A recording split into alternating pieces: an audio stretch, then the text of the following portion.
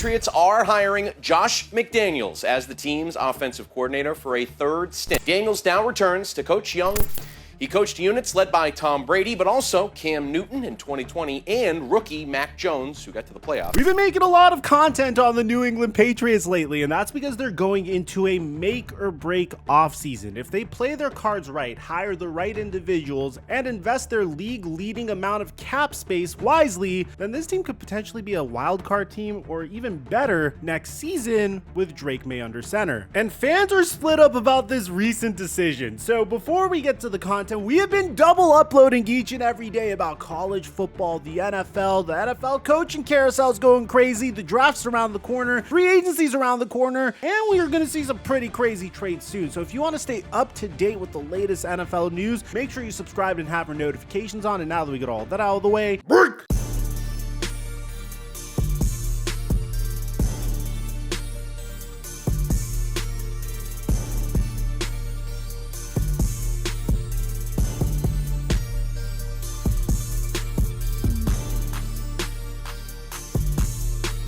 you saw us dominate last weekend in the divisional round of the NFL playoffs. You've seen us dominate in the NBA recently on a day-to-day basis. You guys have been blowing up my DMs telling me how much money you're making. And now PrizePicks is giving us another free square. And we're going to turn this free square into some guaranteed cash. First, if you haven't signed up for PrizePicks, make sure you go to the link in the description down below. Use my promo code Mikerophone to get a free $50 when you make an entry of $5 or more. And then if you want to make some cash, follow these picks and enter them ASAP before they change the projections on that. Obviously, pick Jaden Daniels to go over 0.5 passing yards because that's guaranteed. I'm pairing that with James Cook getting over 2 receptions because I feel like Josh Allen's going to check down to him a lot that game. Then I'm pairing that with Terry McLaurin getting less than 5 receptions and Devontae Smith getting less than 4 receptions. Now, I'm going to do a 4-man power over here, but obviously, if you want to lower your payout but maximize your odds of hitting, then you could do a 2-man or a 3-man. And I give away additional picks on my Instagram story at the Flight Mike and on Snapchat Flight Mike Snap. And thank you, PrizePicks, for the sponsor. Mic check 1 2 1 2. What's going on, everybody? I criticized the New England Patriots for the way they handled the 2024 NFL draft, primarily because there were so many holes on this roster that I felt like drafting a quarterback number 3 overall would have set him up for failure. Fortunately for the New England Patriots, it wasn't all that bad for Drake May. Now, don't get me wrong, the Patriots had remarkable opportunities to trade down from the number 3 overall pick. The Minnesota Vikings and New York Giants did make offers to the New England Patriots for the number 3 overall pick to take Drake May. Remember, Minnesota traded for an additional first-round pick so they could be aggressive in acquiring a quarterback in that draft. The Vikings offered the number 11 and 23 picks and its 2025 first-round pick, with pick swaps favoring the Vikings as part of the proposal. And that offer ticked up with New England on the clock. The Giants, meanwhile, did wind up putting their 2025 first-round pick in their offer to move from number 6 to number 3. Ultimately, nothing came close to moving the Patriots off their choice. The fact that Kevin O'Connell and Brian Daboll were the head coaches interested only emboldened New England to stay put. And at the time, I did criticize the New England Patriots because I had questions about Drake May's ability as a quarterback. But there's no question about it. If Drake May stayed at North Carolina for an additional season, he would have went number 1 overall in this year's NFL draft. And there's a parallel that could be drawn to Mac Jones's early career with the New England Patriots. He had a very promising rookie season, all the potential in the world, completing 68% of his passes, throwing 22 touchdowns and 13 interceptions, finishing runner-up in Offensive Rookie of the Year, and making it to a Pro Bowl. The sky was the limit for Mac Jones, but the New England Patriots put him in the worst possible position following his rookie season. His offensive coordinator, Josh McDaniels, decided to take a job with the Las Vegas Raiders. The Patriots brought in Matt Patricia to be his offensive coordinator, and the statistics for Mac Jones were exactly what you would expect. Mac Jones slumped tremendously in year 2, throwing 14 touchdowns and 11 interceptions, and was not a Pro Bowler. And in year 3, he had his worst season to date, despite the Patriots hiring Bill O'Brien as the offensive coordinator, throwing 10 touchdowns to 12 interceptions and looking like a shell of his former self, which pushed the New England Patriots to look elsewhere for a brand new quarterback. Considering the fact that there was a changing of the guard at the head coaching position, moving on from Bill Belichick for Gerard Mayo, the Patriots Patriots felt like it made a lot of sense to select Drake May at the top of the 2024 NFL draft. And I'll admit, I had a lot of concerns. I mean, last year, the New England Patriots had 3 wide receivers that were in the bottom 10 for wide receiver separation. And despite having one of the worst offensive lines in the NFL, having a questionable rookie head coach on the sidelines, not having anyone to throw the football to, and his best weapon being Ramondre Stevenson, Drake May put up a respectable body of work, completing 67% of his passes, 15 touchdowns, and 10 interceptions, all while getting sacked 34 times. So clearly the New England Patriots struck gold in their quarterback, but they don't want a repetition of what happened to Mac Jones. So they already nailed their head coaching hire, deciding to bring back one of their most legendary players on the field, probably the greatest Bill Belichick disciple in New England Patriots history, primarily because he didn't coach under Belichick, but he played for Belichick. It seemed like the one thing Vrabel has over coaches like Eric Mangini, Josh McDaniels, Matt Patricia, Brian Flores, and other coaches that came from the Bill Belichick coaching tree is he could relate to the players because he actually played for Belichick and he didn't coach directly under Belichick. So when the New England Patriots decided to fire Jerod Mayo, it was very clear why they decided to do it. It seemed like originally Mayo was the guy that was going to take the keys from Bill Belichick and lead the New England Patriots to a new era. You don't have to be a genius to know that Mayo wasn't going to succeed in year one.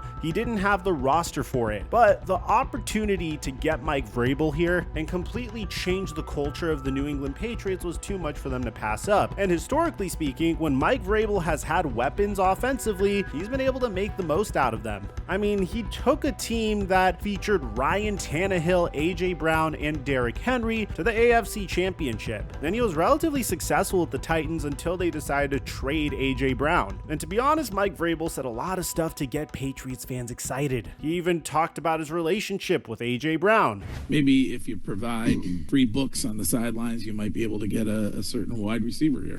I think AJ's just trying to find ways to, I'm proud of his development, his personal development. And again, he's a passionate player and I love him to death, and I have a very, very close relationship with him. He brought up how crucial it was to build around Drake May. And there's arm talent, right? There's ability, there's athleticism, there's toughness. Continue to make great decisions. And we talked about the efficiency in which we have to provide answers and support for him to continue to grow, give him as much as we feel like he can handle or that he can be spit back to us, and then we'll see where that happens, and I'm sure that growth will be pretty quick. To be honest, he talked a lot about Drake May. My involvement as it relates to game management and trying to develop him as a leader of the offense, and when a quarterback, when they call the play, like you want to say like everybody's going to believe that it's going to score a touchdown, like with that type of emphasis on how everything is going to operate. Drake is going to be his own person, but I'm going to give him some things that I feel like are necessary to help us win football games. We have to be a very efficient passing football team. And it was also pretty cool because Vrabel was able to defeat Tom Brady in his final game with the New England Patriots. But there were questions about what Mike Vrabel was going to do next. Arguably, the most crucial hire for Mike Vrabel was going to be who his offensive coordinator was. And the top candidate definitely had New England Patriots fans feeling a little conflicted. Josh McDaniels jumped up to the top of the New England Patriots list. And there's multiple arguments you can make for Josh McDaniels. On one hand, this is an individual that quite literally had the same head coaching tenure twice. In the late 2000s, he went to the Denver Broncos. He created a problem with his franchise quarterback, Jay Cutler, by trying to trade for one of his former quarterbacks, Matt Castle. As a result, Jay Cutler demanded a trade. He broke up a very successful pairing of Jay Cutler and Brandon Marshall because he felt like the future was going to be Tim Tebow and the late great Demaryius Thomas. McDaniels was supposed to be Sean McVay before Sean McVay, but by leaning towards the players that once played for him, he ended up sabotaging himself. McDaniels would start the season 6-0, but would quickly finish the season 2-8, and despite getting Tim Tebow, that downhill trend would continue into 2010, where he had only a 3-9 record. Statistically, in year one, he ranked 15th in yards, 20th in points, 13th in yards allowed, and 10th in scoring defense. In 2010, he ranked 13th in yards, 19th in points, 15th in yards allowed, and 7th in scoring defense. He would get fired by the Denver Broncos mid-season, become an assistant coach for for the New England Patriots once again, become a hot name in coaching circles, turning down an opportunity to coach the Indianapolis Colts and Andrew Luck, being promised by Robert Kraft to eventually become the head coach of the New England Patriots once Bill Belichick retires, and then leaving following Mac Jones's rookie season to coach the Las Vegas Raiders. The Las Vegas Raiders tenure was practically the exact same thing. Despite the Las Vegas Raiders trading for Derek Carr's college buddy Davante Adams in the offseason and signing Derek Carr to a brand new contract extension when he was one season removed from throwing for 4,800 passing yards and a 68% completion percentage, 23 touchdowns and 14 interceptions, Josh McDaniels decided that he was going to bench Derek Carr. This definitely caused a stir, particularly with Davante Adams. Josh McDaniels then decided to sign Jimmy Garoppolo that offseason, and in the following season, the Raiders were one of the worst teams in the NFL, being 31st in yards, 30th in points, 19th in yards allowed, and 22nd in scoring defense. Davante Adams was frustrated all season long from Jimmy Garoppolo just plain missing him despite him being wide open. And it's crazy because once again, Josh McDaniels ruined his head coaching tenure by chasing expatriates and trying to build a culture that was similar to Bill Belichick's. So the New England Patriots announced that they made their decision at offensive coordinator. Throwback, the Patriots are expected to hire Josh McDaniels to be their offensive coordinator, his third stint in this role. The favorite all along, he interviewed today and solidified his standing. Now he'll join Mike Vrabel's staff and work with Drake May. So how do we feel about this? On one hand, it's very easy to look at McDaniels and say, Josh McDaniels is trash. Look at his head coaching record. and to that, I would say I agree. And although I think Josh McDaniels could potentially be a terrible head coach, I think he's a pretty awesome offensive coordinator. When he doesn't have to make the decisions in terms of roster construction and team building, this is a man that convinced his general manager not to trade up for CJ Stroud in the 2023 NFL draft. I mean, this guy should not be in charge of any roster construction decisions at all whatsoever. But I have to admit, man, a lot of fans used to say that Josh McDaniels was carried by Tom Brady throughout the first stint of his New England Patriots tenure. But Josh McDaniels has also crafted successful offenses around Cam Newton, which, don't get me wrong, Cam Newton didn't look nearly as prolific with the Patriots as he was with the Carolina Panthers. But you're talking about a Cam Newton that had a bum shoulder that still completed 66% of his passes with the Patriots in 2020 and had 20 total touchdowns and 10 interceptions. Considering what Cam Newton became once he left the New England Patriots, you have to admit this is very impressive. And then under Mac Jones in his rookie season, I mean, you got to give credit where credit's due. The Patriots offense was 6th in scoring, 10th in EPA per play, 4th in success rate, 15th in total offense, 10th in third down, 11th in red zone, and 8th in yards per pass attempt. And I can't emphasize this enough, Mac Jones